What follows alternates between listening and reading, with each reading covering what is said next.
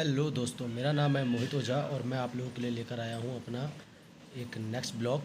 तो दोस्तों, इसमें मैं ये आप लोगों को बताना चाहता हूँ, अभी हम लोगों की सैलरी आई है। तो जिन जिन लोगों को भी सैलरी आई है सभी लोगों को बहुत बहुत मुबारकबाद।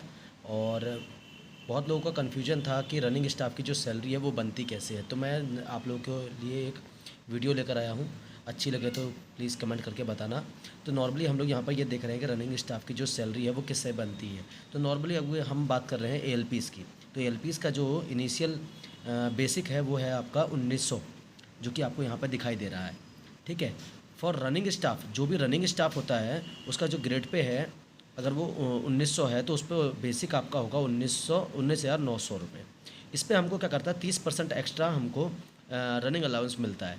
तो ये जो हमारा बेसिक है वो न्यू बेसिक बन करके कितना हो जाता है, 25,870 रुपये।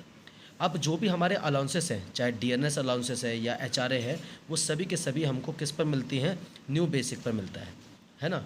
तो न्यू बेसिक पर हमको कितना मिलता है, डीए कितना मिलता है, 42%। तो 42% जो आप लोगों के खाते में जो क्रेडिट हुआ है डीए वो ये है। ठीक है।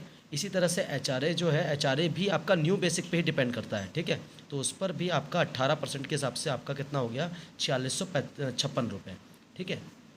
इसी तरह से जो रनिंग रूम की जो हमें फैसिलिटीज़ मिलती हैं वो एक्चुअली क्या होती है, हमारी न्यू बेसिक में से बेसिक को जो ओल्ड जो बेसिक है उसको माइनस करके जो बचता है वो आपका क्या होता है, रनिंग रूम का एक्सपेंडिचर में यूज हो जाता है। जैसे कि जो हम लोग सुविधाएं लेते हैं, जैसे कि आपका एसी और बेड वगैरह, ये सब चीज़ों में हमारा कितना इन्वेस्टमेंट लगता है। जो खाने के लिए हमें पर्ची जो 6-6 रुपये की कटती है वो एक्चुअली 6 रुपये ना होकर के वो हमारा मंथली जो कॉस्ट है वो करीब 6,000 रुपये के आसपास है। अब जब कभी भी हम जब छुट्टी लेते हैं, लीव लेते हैं, तो ये जो हमारा 5970 था, है ना, जो हमारा लगभग 6,000 रुपये था, वो महीने के जो डेज है 30 दिन, 30 दिन के हिसाब से अगर हम डिवाइड करते हैं तो ये 199 रुपये के हिसाब से आता है।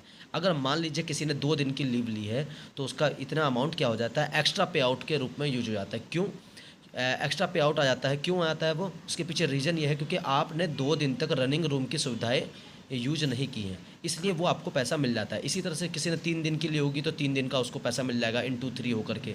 ठीक है। और किसी ने अगर किसी ने 1 दिन का लिया होगा तो 199 हो जाएगा, है ना।